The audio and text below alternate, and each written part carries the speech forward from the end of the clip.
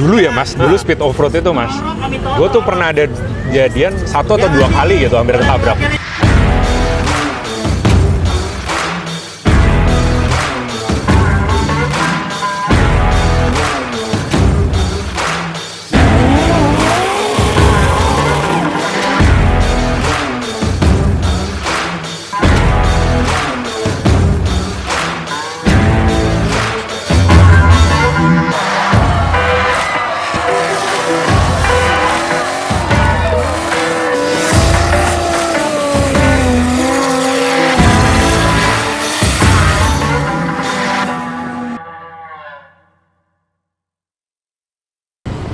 Halo mas, Gimana kabar? sehat mas? Alhamdulillah. Ardian Pradana. Siapa yang nggak kenal dia? Banyak, Mas. Banyak. Gimana? Lu sibuk apa sekarang? Sibuk masih motret, weekdays motret, weekend motret. Weekdays ada kantor, weekend ya motret Lu balap. kantor sekarang? Kantor, jadi Kantor. ngerjain konten buat bengkel. Gitu, bengkel tempat gua kerja. Ya. Berarti tapi masih di otomotif? Masih di otomotif. Oh. Jadi tiap hari Willow otomotif? tiap hari lihat roda 4, roda 2. Lu nggak enek? Hah? Lu nggak enek? Ada sih. Ada. Jujur ada sih. Dulu tuh gue pengen liburan. Gue tuh dulu sempet mas kepikiran, gue mau liburan.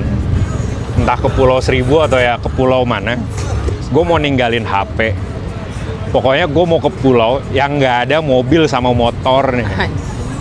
Di mana? Gue yakin di suatu pulau tempat wisata di Indonesia tuh ada yang kayak gitu. Ada. Itu di Labuan Bajo, Nah. roda 2. Tapi masih ada roda 2. Gue nggak mau Sepeda. lihat kendaraan bermotor. Sepeda, men. Sepeda kita kayu, nggak ada mesinnya. Gue tuh tadi udah sempet pikiran gitu tapi nggak sempet aja sih. Ya, lu pindah ke planet apa kayak gitu. Tapi gue yakin ada mas, mungkin gue aja yang belum tahu. Kalau ada yang tahu mungkin bisa ngasih tahu. Seru ya? Seru. Ya. Belakangnya kita lagi di EDP. EDP, seri ke-7, seri terakhir. Seri terakhir. Lu motret? Ada? Hari ini nggak, yang minta foto kemarin. Hari ini gue cuman pengen hihi bikin konten aja udah. Jadi kalau pada belum tahu siapa, dia adalah salah satu fotografer saingan saya. Enggak. Kita semua Berkawan. berteman. Semuanya ada di dalam lingkup fotografer otomotif. Dari tahun berapa lu motret? Motret, pokoknya punya kamera 2010 mas. Punya kamera 2010, mulai jadi pekerjaan tuh 2012. Antara 2010-2012 kalau datang ke event otomotif ya bayar tiket dulu. Cepet juga, maksudnya prosesnya dari tahun 2010 terus langsung lu cuanin gitu. Oh enggak, mulai cuan 2012. Iya, maksudnya Habis itu mulai, tapi kan ini dua tahun tuh cepet loh. Ya, alhamdulillah waktu itu. Nah, tapi kan waktu itu sempat ada vakumnya dulu sebentar buat nyelesain kuliah kan. Apa yang lu foto pertama? Yang foto pertama acaranya namanya Drift Party Cianjur. Oh, tetap drifting ya? Tetap drifting. Plesetan kita dulu FD Cianjur. Asik. 2012. Itu fashion lo masih dipikirin itu? Emang belum ya? 2013. Oh 2013. 2013 kita gituin. Besok tahun depan insya Allah kita 10 tahun. Tapi kalau kalian ngelihat ya udahlah ya gini-gini aja ya. Wah lama. Tapi so far sejauh ini berarti ya mungkin kita sama-sama ya di generasi yang sama kita motretnya ya. Seru ya? Seru. Kita pernah ngerasain motret speed off-road bareng drifting. Era tubular dulu. Wah, era ada persaingannya Haji Sam Rifat dengan horsepower 1200 berapa itu gila. Jet darat, tapi di tanah. Di tanah gitu. Kalau kalian lihat itu ada satu video di bagian depannya video ini itu gua hampir ketabrak. Kayaknya kita semua pernah mengalami. Iya gitu. Jadi sebetulnya kita ada di area, biasanya kita pasti di area aman. Kita di area aman. Tapi kalau nggak aman itu nggak dapet angle bagus. Kadang gitu nggak sih? Tapi dulu ya mas, dulu speed off-road itu mas, gue tuh pernah ada kejadian 1 atau 2 kali gitu hampir ketabrak. Tapi itu gue di tempat aman, gue udah memastikan gue di bagian yang dalam, gue bukan di luarnya. Itu juga hampir ketabrak sih. Iya, bener. Sampai waktu itu kita motret ya, lebih tepatnya di mana gitu, mobil lompat. Iya, mobil lompat. Mobil lompat dari tanggul nih. Iya, dari tanggul itu. Ya, kita udah bener bos di sini. Ngapain lu ke situ gitu. Gue kejadiannya kayak gitu tuh, persis. Ya, jadi emang kalau misalnya dilihat sebetulnya kerjaan kita ya udah nyawa tipis. Ya, ada sedikit taruhan nyawanya gitu. Kalau nggak hati-hati, tapi kita emang karena sudah bukannya berpengalaman ya, tapi mungkin kita pada saat motret itu memang kita ngeliat-ngeliat dulu kan, ngeliat-ngeliat dulu, oh situasinya tuh gimana, apa namanya, ritmenya gimana gitu, dan mungkin kita bisa minta izin dulu sama gitu. Ya nggak sih? Enak nanya dulu ke panitia sih. Jadi kita tahu amannya di mana. Karena kalau kita ngerasa nggak aman juga kita nggak nyaman gitu loh.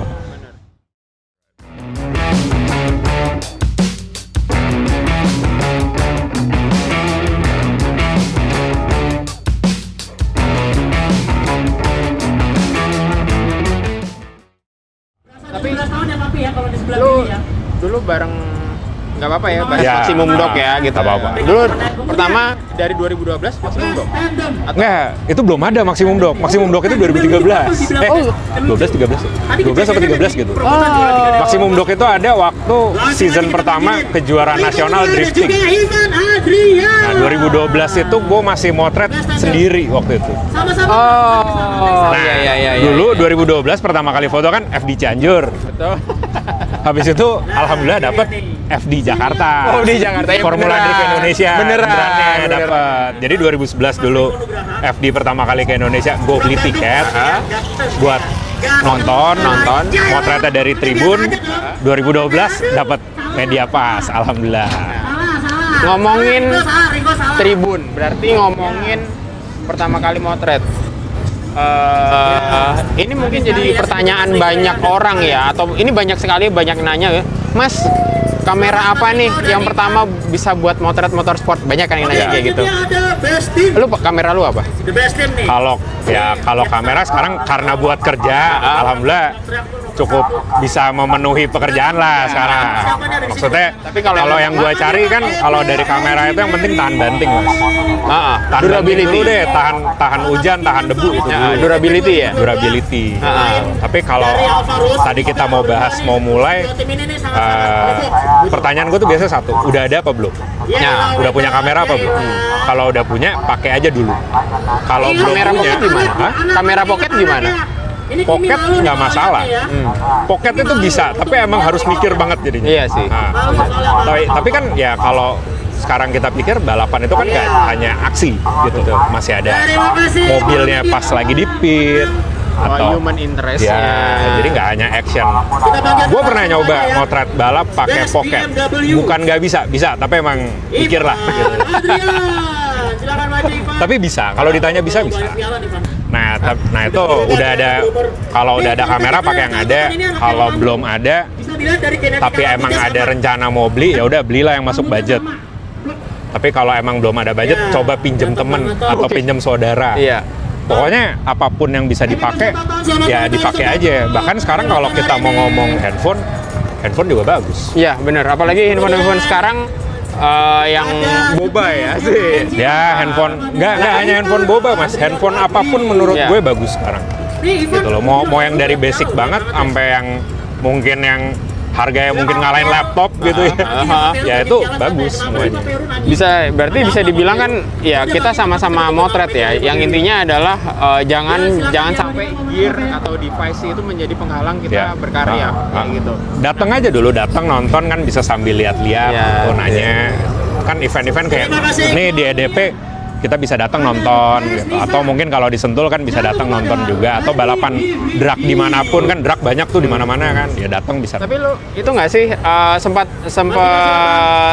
ngeliat nggak sih sebelum 2012 atau 2013 sebelum kita motret bisa dibilang kayak gitu ya, motret otomotif, ada nggak sih fotografer Indonesia khususnya yang motret otomotif khusus? Oh ada. Banyak mas. Ada ya? Sebenarnya banyak. Tapi ya kalau menurut gue karena yang di era itu sekarang, yang mungkin anak mudanya ya, kalau kita ngomongin anak mudanya mungkin udah nggak motret, tidak melanjutkan jadi kerjaan profesional dari hobi terus ya udah selesai. Tapi kalau yang fotografer senior tuh banyak mas. Iya. Gitu. Yang mungkin kita belum kenal tuh banyak banget. Gitu. Ya benar-benar ada Om Apit ya. Ya Om Apit, Pak Jamain tuh. Oh Pak Jamain. Itu super senior itu. Pak Jamain. Pak Jamain, lu ada fotonya? Pak Jamain ada. Pernah motret bareng Speed Offroad tuh pernah. Kalau Speed Offroad tuh pasti ketemu beliau. Pak Jamain itu bisa dibilang orang yang, maaf ya Pak Jamain kalau ngelihat ya.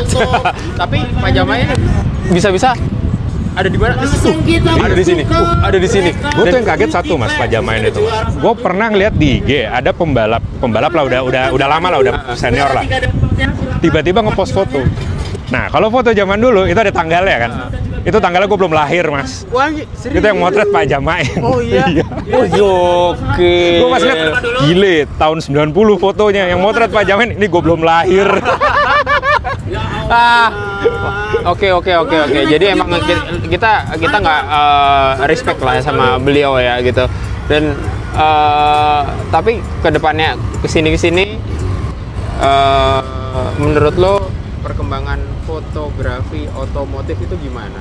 Kita nggak ngomongin motorsport aja ya, ngomongin masalah motret beauty shot dan yang Itu akan rame banget mas, menurut gue. Karena kalau gue perhatiin dari awal gue motret sampai sekarang aja itu udah ini rame banget nih sekarang nih, dan menurut gue itu hal yang bagus karena semakin rame semakin banyak dokumentasi otomotif kan di Indonesia kan.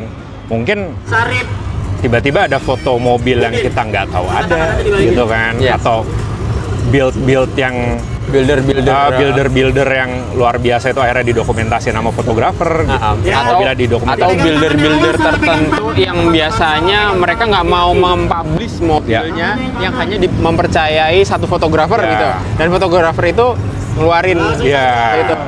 Ada ini mobil kayak yang gini. penting kan kalau menurut gue masih ini approach gue motret sih sebenarnya.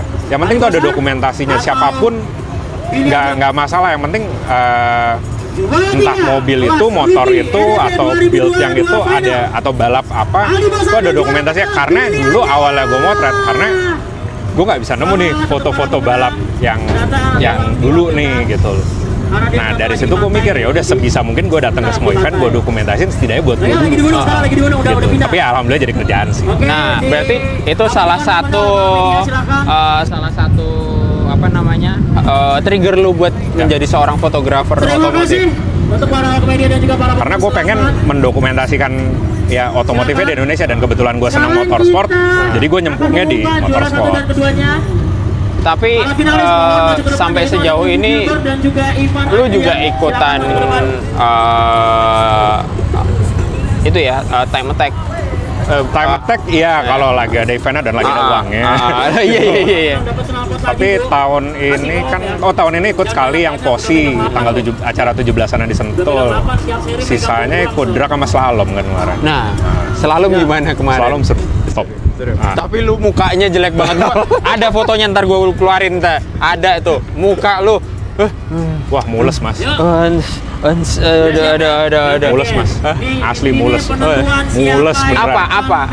Yang bikin lu grogi di situ apa? Nah, kalau misalnya ikut time attack nih, kayak dulu pernah ikut time attack ya Good Rides atau Posi kemarin. Kan kita dilepas satu grup. Iya. Dan kadang penontonnya memang tidak banyak gitu. Drag kan yang nonton juga yang nonton dari pit lane. Nah ini slalom kan arenanya nggak begitu gede karena yang arena lombanya memang nggak gede. Iya. Tapi kan begitu kita jalan, semua orang nontonnya kita doang. Kan cuma kita doang yang muter. Iya, bener. Itu kebayang-bayang. Jadi kayak misalnya kita adalah artisnya. Iya. Gitu. Terus kebetulan dari latihan gue terbiasa buka kaca. Oke. Nah, buka kaca setengah lah, dikit gitu. Kan suara MC-nya suara Mas Jamil kedengeran. Oh iya. Lagi nyetir, tiba-tiba gue inget banget dia bilang, ini balapan masih diantar istrinya. Wah, anjing. Dibahas bini gua diajak-ajak. Bini gua dibahas. Itu gue mules banget soalnya. Tapi gue suka kompetisi. Itu susah. Susah tuh. Oke lah, seru. Iya, maksudnya lu gokil juga, maksudnya dalam arti kata ya 2010 pertama kali motret, 2012 ya mencuani itu dunia fotografi otomotif yang akhirnya lu emang bener-bener penasaran ke situ kan. Dan itu nggak semua, gua aja nggak motret, gua motret mungkin lebih lama ya, lebih tahun 2006 2007-an mulai motret gitu. Tapi belum mau motret mobil gitu. Baru motret mobil ya kurang lebih hampir sama sih gitu. 2009-an ya. Nah, itu ada rasa ingin nyoba di motorsportnya sendiri gitu. Dulu drag race, tapi nggak yang akhirnya oke, gue mau turun di touring gitu. Apalagi di slalom. Aduh, nggak deh beneran serius. Bukan gimana? Kayaknya nyalinya nggak sampai deh kayaknya. Tapi lo harus nyoba. Gue juga awalnya agak ragu ikut slalom, tapi yang menjeburkan gue slalom kan Demas nih. Wah, ini yang menyeburkan adalah juara nasional dan internasional. Internasional. Nah, pas gue nyoba, dia bilang waktu itu, coba lu datang latihan dulu nih, ada yang latihan, lu cobain deh sekali dulu. Nah, dia caranya bilang, gitu ya, sekali. kayak MLM ya gitu ya. Lu cobain dulu aja sekali. Nyobain aja dulu ya. Nah, gue nyobain. Oke, gue mau menang. Suatu hari gue harus menang nih. Tapi lu dari seri yang kemarin lu pengen nyoba lagi? Ini sih insya Allah finalnya ikut, Mas. Oh iya? Insya Allah finalnya ikut di Jogja. Wah, lu nggak motret, gue yang motretin lu berarti. Nah, tapi bawa aja kamera. Kayak kemarin kan, kayak kemarin. Ya pokoknya kalau tiba-tiba gue motret, ya berarti gue nggak masuk final dah. Tapi kalau gue nggak motret ya, insya Allah final dah. Ya. Tapi gokil. Tapi sejauh ini kita balik lagi ke fotografi. Apa menurut lo, ini tanpa mendiskreditkan siapapun ya gitu, fotografi otomotif Indonesia itu seperti apa? Berkembang, tapi bagusnya apa? Bagusnya apa ya? Kalau ini sulit nih pertanyaan. Harapan gue sih bisa jadi industri seperti bidang lain. Karena kalau kita ngeliat salah satu yang jalan banget di Indonesia itu kan wedding nih. Nah, harapan gue sih bisa seperti itu. Jadi bisa menghidupi banyak orang. Ya, betul. Itu harapan gue. Nah, tapi so far sampai detik ini, menurut lo, apakah masih, apakah sudah bisa menjadikan itu kehidupan gitu. Maksudnya menjadi sebuah primary penghasilan utama atau gimana? Menurut gua bisa, Mas, tapi memang yang melakukan itu tidak banyak. Karena gue dari tahun berapa ya? Gue tuh lulus 2015, lulus kuliah. Terus sempat kerja sama teman gue 2016 sampai 2016 mau selesai lah. Dari 2017, Mas, income gue tuh foto doang. Bener-bener foto mobil doang. Foto balap aja. Dan ya sekarang ada kerjaan yang di bengkel sih gitu. Tapi dari dulu sih emang gue hidup dari foto ini. Menurut gue bisa, tapi emang pusing. Tapi kalau dinilai dengan nilai investasi yang sudah kita keluarkan, katakanlah dengan kamera, lensa dan yang lain-lain gitu. Kita kan kalau ngomongin ini bisnis ya, itu kan pasti ada, oke, gua invest kamera, gua invest lensa gitu. Udah balik modal nggak? Balik, banget.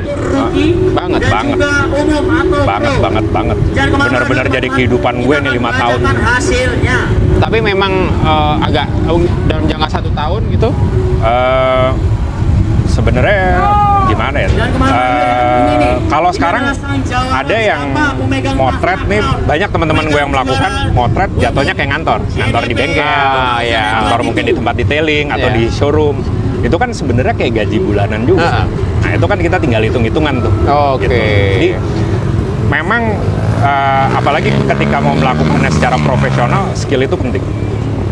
Dan gear juga penting apalagi ketika mau melakukannya secara profesional ya.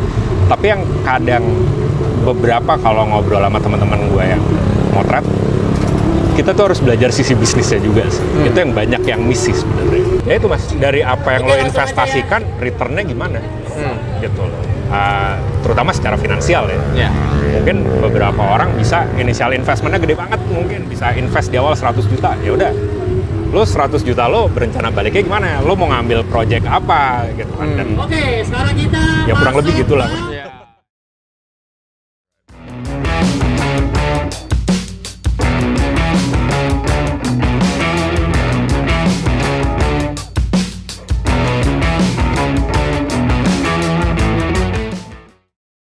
Lu mau menspesifikasikan diri lu sendiri nggak sih? Lu fotografer motorsport atau fotografer mobil secara overall? Kalau sekarang sih ya Mas, 2022 ini jujur selain yang kantor, yang gua foto itu bener-bener motorsport lah. Oke. Karena Kalau kantor motret apa? mobil. Oh, mobil. Jadi konten kantor lah. Kebetulan oke. kantor gue banyak kerjaan mobil collectible, jadi ya di situ gue belajar juga sih tentang dunia itu. Fotografer motorsport, tapi kadang memang ada project yang beauty shot, rolling shot. Walaupun rolling shot gue udah jarang banget sih sekarang. Gitu. Ya. Itu special request aja lah. Special request aja. Jadi sebetulnya luas banget ya pengobrolannya. Luas banget sebetulnya bidangnya kita tuh seperti apa. Nah, overall dari putaran 1 siapa nih? Assalamualaikum. Waalaikumsalam. Gimana kabarnya Rino? Maaf tadi masih syuting. Keren banget. Gimana? Ini kedatangan Rino. Siapa yang nggak kenal Rino yang suka bareng sama Mbak Jurek? Champion yang mana Ngepot yuk. perjuangan dan penuh dedikasi untuk Gimana kabar lu? hadir di Alhamdulillah baik. Masih bikin video? harapan Masih. saya Kan emang kerjaan gue itu. tidak Oh iya. Motret nggak? Lu motret nggak sih sebetulnya? Enggak. Oh, enggak? Kalau potret biasanya kalau nggak gue panggil dia, tergantung sih. kita pernah beberapa kali kerja sama. Iya di luar otomotif. Oke. Nah, Ya waktu itu launching apa? Kantor. Iya. Nah, ini kita beneran kita bahas ini deh, masalah dunia fotografi otomotif. Tadi kita udah ngobrol kalau ini growth-nya tuh bagus gitu ya. Tapi growth-nya ke arah mana sih akhirnya? Apakah sudah cocokkah menjadi penghasilan utama kita atau belum? Menurut lu gimana? Oke, gue pribadi, gue sangat merasa sangat cukup sebelum COVID. Oke. Pas COVID, ini untungnya pas COVID, alhamdulillah cukup tabungan jadi gue bisa survive. Oke. Cuman setelah COVID gue harus memulai dari nol lagi. Nol sih, cuman ya, you know lah. Karena kan udah jarang ketemu klien yang lama-lama. Terus apalagi COVID membuat handphone itu jadi handphone orang-orang, handphone klien gue itu jadi saingannya gue. Kenapa? Karena orang Bener banget kata lu tadi ya. Bener. Jadi tadi kita ngebahas handphone soalnya. kita aja. Iya, jadi itu biasanya kan gue mau video nggak? Gue rekam sendiri deh, ada handphonenya gue. Bener banget. Terus kadang-kadang cuma ngomong, budget lu berapa kayak gitu. Misalnya under 1000 atau under cuman berapa ratus gitu. Terus yang kemudian ya udah gue pakai kamera handphone aja kayak gitu. Tapi kadang-kadang nggak mau loh itu. Mereka pengen tetap pakai kamera proper kayak gitu. Lah, maaf. Berapa ratus ribu ngeditnya gimana, ide kita gimana, keringet kita gimana, device kita gimana, worth it nggak sih sebetulnya? Kalau kalian jangan kalau misalnya sekarang kita ngomongin BU, kita fotografer ya sebetulnya ya iya ada BU-nya, tapi kita ya nggak harus ada itunya nggak sih, ada positioningnya nggak sih? Kalau gue ya, gue percaya ada positioningnya. Jadi gue tidak pernah menyerah sama yang gitu-gitu sih. Bukan menyerah ya, maksudnya akhirnya mengambil nurunin harga. Menurut gue udah ada positioningnya, di mana client base gue di situ, ya udah gue stay di situ. Oke. Lu gimana? Kalau gue, menurut gue ya, ini kesalahan kalau gue. Ini kalau misalnya gue kasarnya dapat ditawar murah gitu. Kita ngomongin belak-belakan. Itu kesalahan di gue. Kenapa? Karena gue kurang bertanya ke kliennya dan mencari, kasarnya melihat kliennya ini orangnya seperti apa. Gitu. Karena kalau udah namanya kerjaan dengan seni, ini kan kita foto dan video seni. Betul. Nah, kita harus lihat juga kebutuhan si kliennya itu apa. Nah, kadang tuh kita udah baper duluan karena dibilang ini simple aja kok, aduh duitnya ini gitu kan. Iya. Jadi sebenarnya dari situ gue nanya, ini contoh misalnya. Gue seneng muka lu. Misalnya salah satu drifter di sini lah, bapaknya waktu itu, kan anaknya masih terlalu muda untuk mililan, masih sekolah, nah bapaknya. Terus gue nanya lagi, Om perlunya apa? Om perlunya video vlog diedit segala macam atau perlu kebutuhannya apa sih? Nah, ujung-ujungnya dengan gue rekomendasi gini, akhirnya ternyata om kayaknya butuhnya direkam aja, editnya nanti aja. Karena momennya kan dikejar om. Iya. Ya udah, berarti om hire aku sebagai kameramen saja, nggak usah diedit. Jadi dia win-win. Jadi di gua juga kan gua rekam langsung selesai. Hari ini nih gua rekam. Itu karena lebih ke gue cuma dapat fee-nya sekian gitu, tapi lu mintanya nambah, kurang lebih gitu. Enggak, jadi misalnya gini, gue nanya dulu. Misalnya, gue lihat dulu orangnya. Nah, kalau orang udah oke, baru gue nanya budget yang willing dikeluarkan berapa. Bukan budget yang ada berapa, karena si bokapnya ini sudah mengeluarkan duit banyak untuk biar anaknya bisa ikut event. Oke, benar. Gue ngerti ya tuh, apalagi gue sendiri bangun sendiri mobil kan. Benar. By the way, ini dua orang ini punya mobil proper buat balapan loh, cuman gua doang loh nggak ada. Belum. Ya udah sih. Belum ada. Ntar aja. Nggak kasih Prioritas. Hah? Lu nggak sedih sama gua? Gue bangun mobil pas gue masih single. Oh iya bener. Kalau sudah nikah, gue sekarang akhirnya ini kan mencari cuan kan. Iya, gue jarang ikut event. Berarti kalau lo tadi bilang masalah single, berarti gua udah kecepatan nikah berarti. Oh enggak juga mas, mobil gua bangun buat track day dan time attack habis gua nikah. Oh iya benar. Iya. Oke, bukan nggak ada mas. Belum. Amin. Jadinya kemana-mana. Jadi sekarang kalau bisa dibilang udah nggak ngomongin apa ya? Apakah sekarang device ataupun kita masih menjadi sebuah prioritas menjual gitu? Yang menjual? Tergantung marketnya mas. Makanya tadi yang gue bilang ya kita mau ke market yang mana gitu. Apakah market yang mungkin pakai handphone nggak masalah atau yang ya kita butuh butuh tools canggihnya gitu. Ya benar. Karena gue kadang-kadang gue suka geeking dengan toolsnya. Jadi ya gue memilih main di client base yang bisa appreciate hal tersebut gitu. Karena kan kalau gue mas baca teknis, wah ini teknologi baru nih, keren nih. Oke.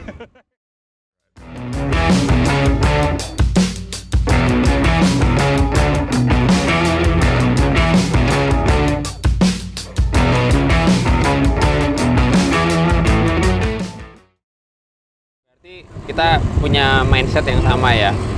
Pertama, kalau ngomongin mau motret, memulai fotografi apapun mungkin ya, nggak usah mikirin device. Lu aja sampai sekarang masih pakai ini. Suction-nya Oh iya, ini legendary ini. Ini kaca, ini buat ngangkat kaca. Dan lu custom sendiri. Ini idenya teman kita actually Ical. Dia bikin ini Ical supaya bisa nge-shoot mobil.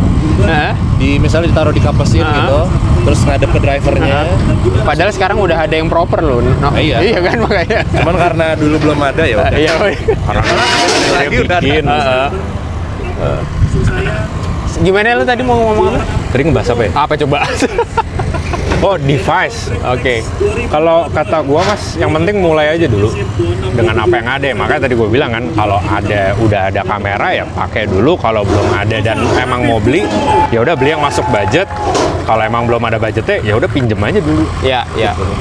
Kalau gue, misalnya nih waktu itu gue ketemu klien gue yang mengerti kalau video itu yang penting hasilnya. Nah itu video properti waktu itu. Oke. Nah ini gue emang kebetulan invest di handphone Oke. karena aksesorisnya lebih murah. Oh. Gitu kan, kayak gimbalnya lebih murah daripada gimbal untuk kamera ini gitu kan. Kliennya nggak masalah dengan syuting dengan ini. Jadi, oke, ini agak berbeda. Lo Oke. lo hidup dan percaya bahwa dunia fotografi otomotif apa namanya, dan lu bisa hidup dari situ ya, gitu.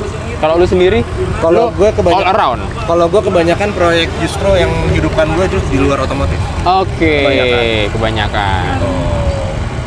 Jadi apa namanya, apa aja lo? Lo Gue properti ngerjain, Properti. video makanan ngerjain, ya otomotif ya. Ya. Dokumentasi acara juga, yang biasanya waktu itu kayak ada reuni gitu. dan lu ngerjain sendiri? Nggak ada tim udah. Oh udah punya. Oh, lu Udah nggak punya. seperti dulu. Wah sih keren banget. Umur nggak bisa bohong ya, No ya. Seumuran kita kayak gini, No.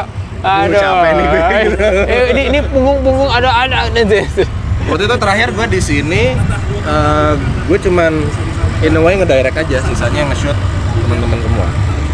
Gitu. Yang waktu syuting pre-wed di sini ada bertema drifting. Oh ya. Ada. Waktu itu lo ikut kan? Nggak, gue datang aja waktu Lo itu. datang ya, intinya Pulang maksudnya kantor kan, pulang kantor ikut. datang. Maksudnya ikut nonton lah ya itu. Ya.